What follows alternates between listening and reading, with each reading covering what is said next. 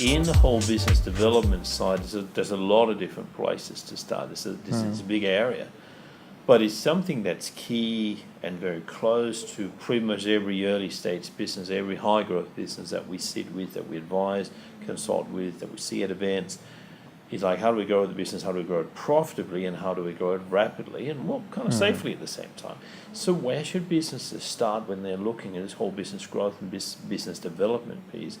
What would be some of your key pointers in that area? Yeah, the business development is absolutely key. Sales and revenue to grow a business. And one of the key aspects when I speak to some business owners is very first gather that information. What are they focused on first? But effectively, I put it into some quadrants, 4 quadrants, and what relationships do they have at present, and high low on an axis, and then another strength, particular axis I look at is what industries are in demand and low high.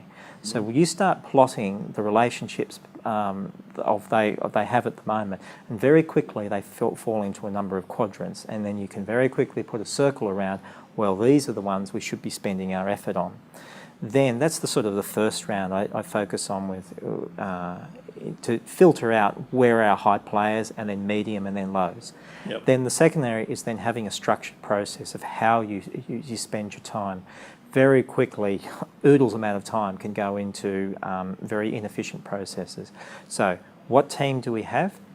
And then it's a matter of having a number of rapid cycles with that.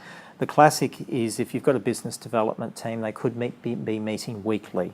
Now, a week is a long time in business development land, so let's shorten those cycles. And I like to bring them in and propose the idea to bring them in on stand-ups or meetings that are every 2 to 3, twice a week. Second thing is then obviously ensuring there's some projections going there, who's working on what, and what's some targeted projections, brings out some graphs. Then with each of the players, when they go to speak at the table, what are they working at? 3 key questions I ask them. What have they been working on in the last few days? What are they working on next in the next few days? And most importantly, what are their blockages? Now, bringing that out in a team environment in a non-threatening way helps the team be able to pitch in and help clear those blockages. Having it very visual as well, up on walls, and tracking where it's going and who's working on what. Then I like to have some columns, suggestions. What's in the backlog, the master backlog?